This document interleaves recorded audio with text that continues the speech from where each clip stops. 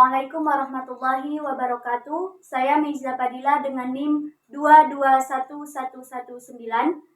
Di sini saya akan menjawab pertanyaan UAS yang telah diberikan oleh dosen pengampu, yakni Bapak Muhammad Insan Jauhari MPD, dengan mata kuliah Masail Fiqhiyah Al-Haditsah. Baiklah, langsung saja untuk soal pertama, bagian A, yaitu pandangan pribadi tentang poligami.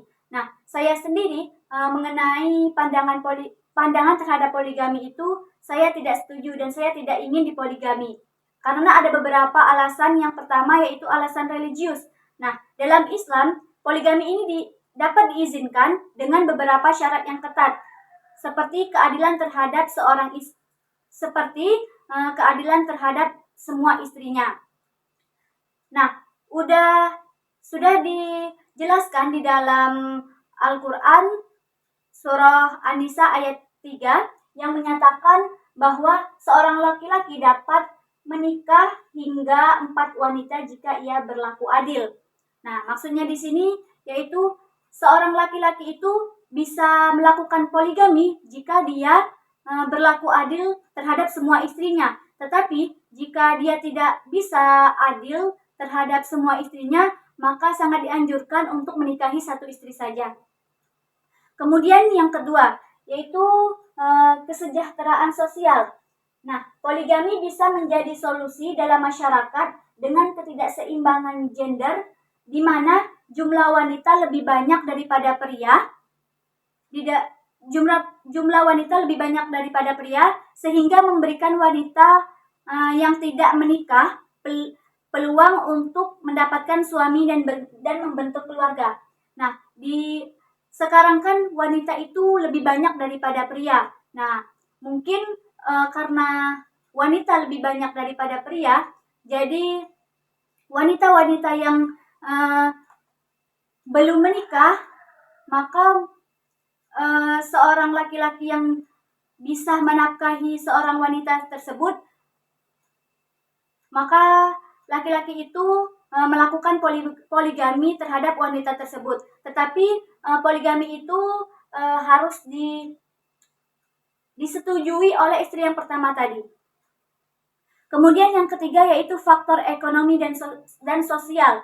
Nah, dalam beberapa konteks, poligami dapat membantu menyelesaikan masalah ekonomi dan sosial tertentu, seperti mengurus anak yatim atau janda yang membutuhkan dukungan.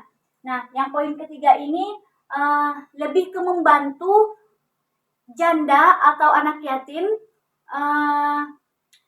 Seorang suami itu menikahi janda atau anak yatim itu dengan alasan karena ingin membantu seorang janda atau anak yatim itu atau ingin menghidupi dan mencukupi kebutuhan mereka. Tetapi di balik itu semua ada persetujuan istri pertama dari suami tadi. Nah, lanjut mengenai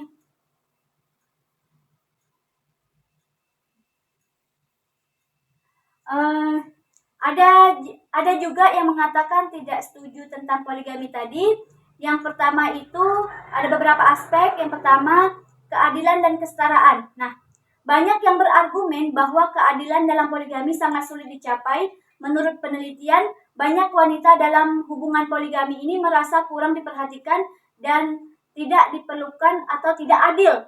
Nah, maka dari itu seorang suami itu harus berlaku adil kepada semua istrinya agar tidak ada rasa cemburu atau ketidakadilan antara istri-istri lainnya. Nah, yang kedua yaitu mengenai dampak psikologis. Poligami dapat menyebabkan konflik emosional dan psikologis baik bagi istri maupun anak-anaknya karena cenderung menimbulkan rasa cemburu dan persaingan. Nah, ini tadi seorang laki-laki itu harus berlaku adil baik untuk istrinya maupun untuk anak-anaknya. Karena kalau misalkan tidak adil, maka menyebabkan emosional dan kecemburuan, menimbulkan rasa kecemburuan dan persaingan antara istri dan anak-anak tersebut. Kemudian yang ketiga yaitu hak asasi manusia.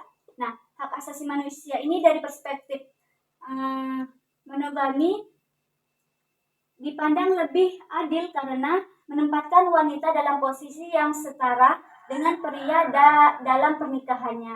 Nah, yang ketiga ini misalkan dibandingkan poligami, hak asasi manusia ini lebih menyarankan dengan monogami, karena monogami ini dipandangkan lebih adil karena menempatkan wanita dalam posisi yang setara dengan pria dalam pernikahan.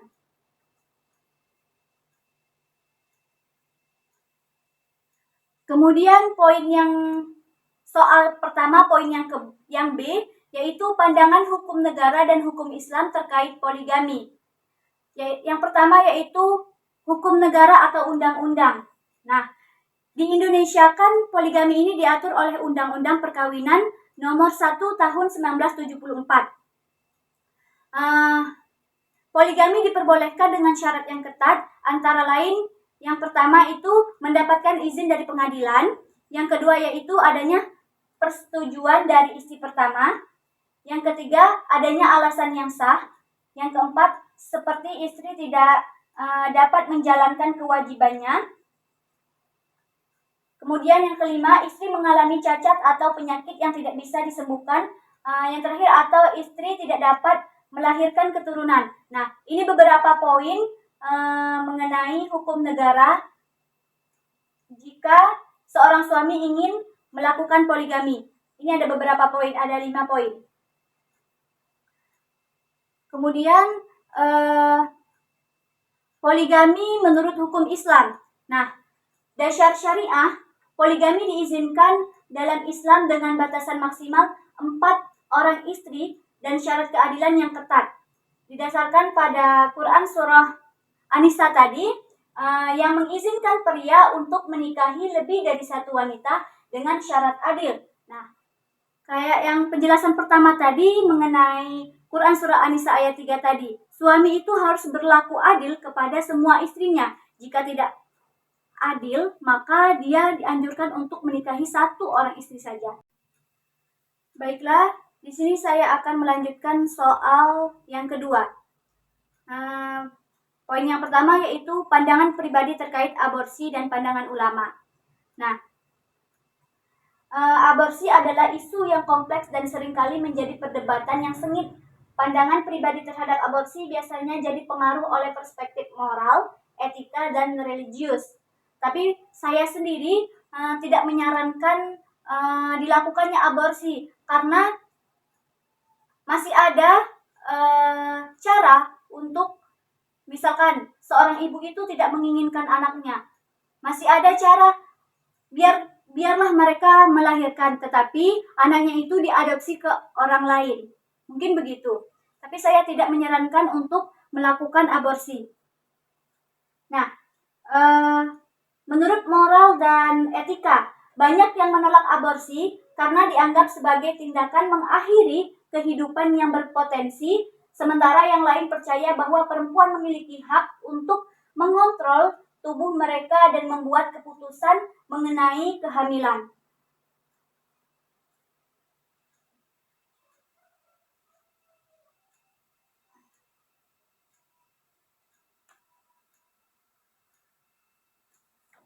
Nah, yang kedua yaitu kesehatan dan kesejahteraan.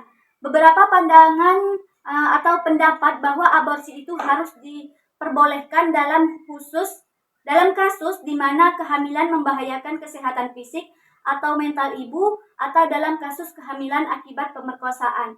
Nah, maksudnya di sini boleh dilakukannya aborsi, tetapi ada ketentuan-ketentuan khusus yang mengakibatkan bahaya terhadap ibu atau anaknya.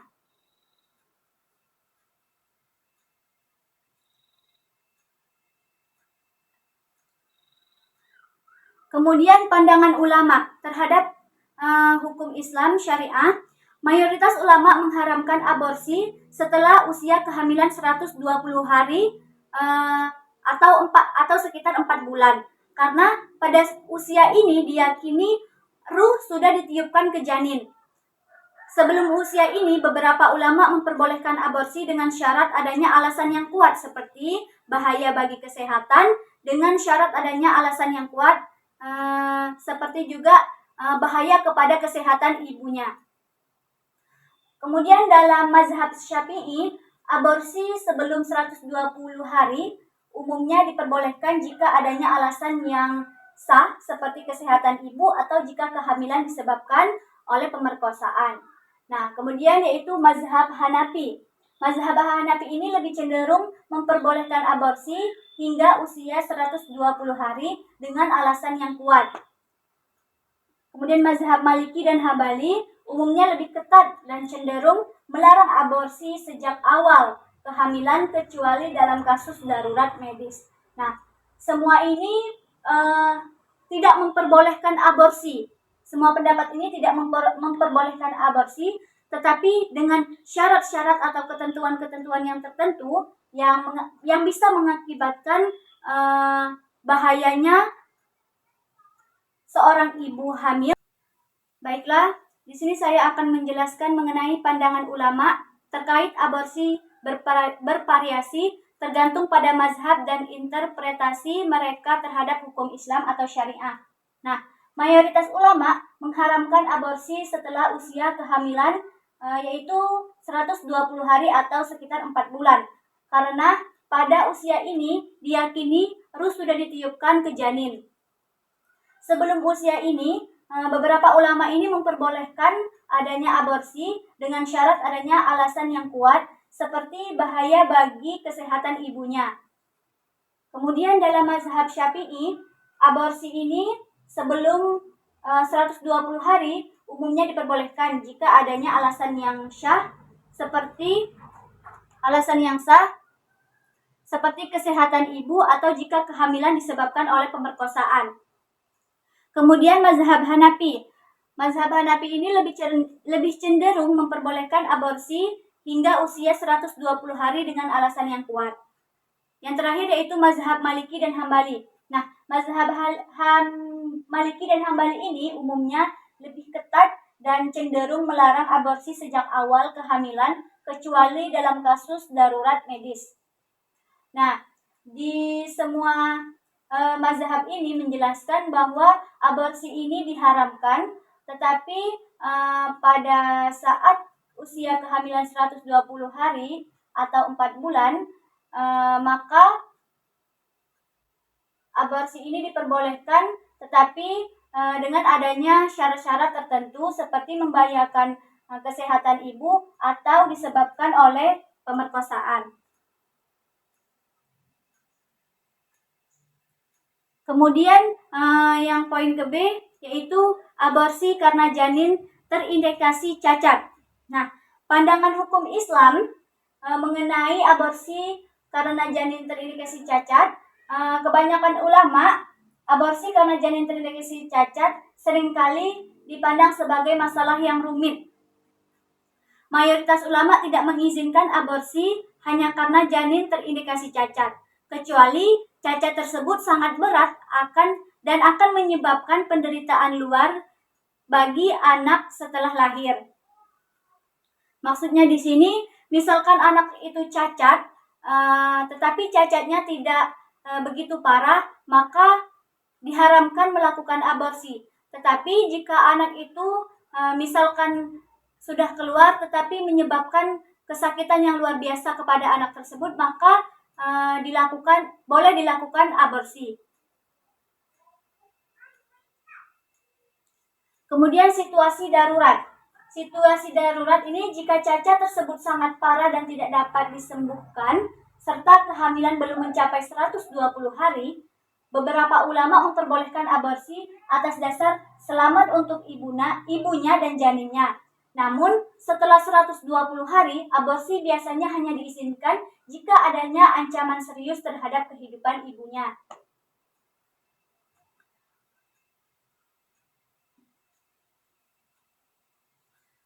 Kemudian poin C yaitu solusi terbaik dari tindakan aborsi. Nah, yang pertama yaitu pendidikan seksual dan pencegahan kehamilan. Mengedukasi masyarakat terutama pada anak muda tentang kesehatan reproduksi, penggunaan kontrasepsi dan pentingnya hubungan seksual yang bertanggung jawab. Kemudian akses kontrasepsi, menyediakan akses yang mudah dan terjangkau ke metode kontrasepsi untuk mencegah kehamilan yang tidak diinginkan. Kemudian yang kedua yaitu dukungan psikologis dan sosial. Nah, dukungan psikologis dan sosial ini yaitu menyediakan layanan konseling untuk wanita yang mempertimbangkan aborsi agar mereka dapat membuat keputusan yang informatif dan mendapatkan dukungan emosional yang diperlukan. Dukungan sosial itu yaitu membangun jaringan dukungan untuk wanita hamil yang menghadapi kesulitan termasuk dukungan finansial, tempat tinggal, dan perawatan medis. Kemudian yang ketiga yaitu kebijakan kesehatan. Nah, kebijakan kesehatan ini adalah menyediakan layanan kesehatan yang aman dan legal untuk aborsi dalam situasi darurat medis untuk melindungi nyawa dan kesehatan ibu. Nah, peraturan yang ketat mengatur aborsi dengan undang-undang yang jelas dan tegas untuk mencegahkan penyalahgunaan dan memastikan bahwa tindakan aborsi itu dilakukan sesuai dengan prinsip etika dan medis yang tinggi. Kemudian yang keempat yaitu promosi adopsi. Nah, alternatif adopsi ini mendorong dan memfasilitasi proses adopsi sebagai alternatif bagi wanita yang tidak dapat atau tidak ingin membesarkan anak mereka sendiri, memberikan kesempatan bagi anak untuk dibesarkan dalam lingkungan yang stabil dan penuh kasih sayang. Nah, itu tadi, saya tidak misalkan yang saya katakan di awal tadi, saya tidak setuju dengan adanya aborsi, karena masih ada jalan lain yaitu melakukan adopsi jika memang ibu itu tidak ingin membesarkan anaknya atau malu karena sebab ibunya itu terjadi pemerkosaan, maka ibunya itu malu untuk membesarkan anaknya tersebut. Tetapi ada jalan lain yaitu adopsi, memberikan anaknya kepada orang lain agar dibesarkan dalam lingkungan yang stabil dan penuh kasih sayang.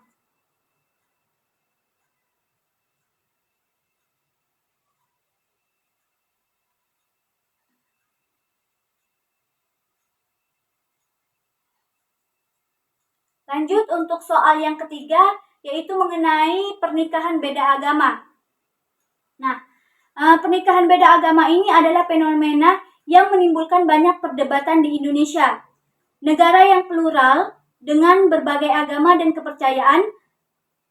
Beberapa poin yang diperhatikan dalam analisis kasus ini adalah, menurut saya sendiri, mengenai kasus yang telah diberikan oleh Bapak Insan di dalam soal nomor 3, yaitu mengenai seorang menikah beda agama dan melangsungkan pernikahannya itu menggunakan agama mereka masing-masing. Menurut saya itu tidak sah, baik dari segi negara ataupun pandangan Islam.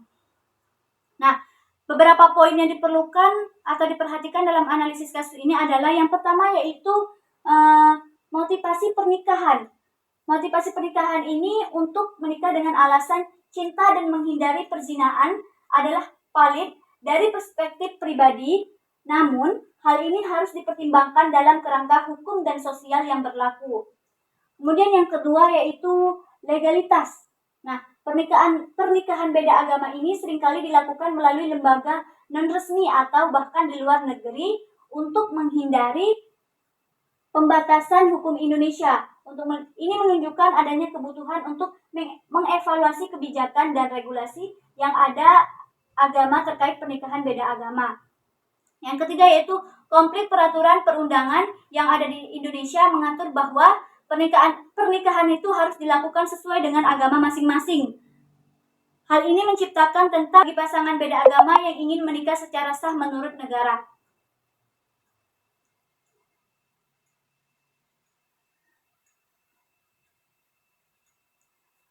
Kemudian poin yang B yaitu status hukum pernikahan beda agama. Nah, pernikahan beda agama di Indonesia tidak diakui secara hukum berdasarkan peraturan yang ada pada saat ini. Beberapa alasan utamanya, yang pertama yaitu Undang-Undang Nomor 1 Tahun 1974 tentang pernikahan pasal 2 ayat 1 menyatakan bahwa pernikahan adalah sah apabila dilakukan menurut hukum masing-masing agamanya dan kepercayaan itu. Ini berarti pernikahan beda agama ini tidak memenuhi syarat ini jika tidak disahkan oleh kedua agama tersebut. Berarti mereka harus mengikuti syarat-syarat agama-agama mereka masing-masing. Yang kedua yaitu kompromi agama beberapa pasangan. Mungkin melakukan upacara keagamaan secara terpisah untuk kedua agama yang mereka anut. Namun tidak memenuhi persyaratan hukum karena undang-undang mengharuskan satu bentuk pengesahan agama yang konsisten dengan peraturan yang berlaku.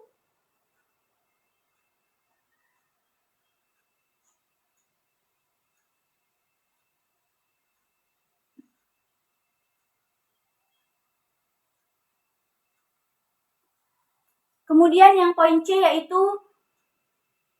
pengaturan hukum dan pandangan Islam terkait nikah beda agama.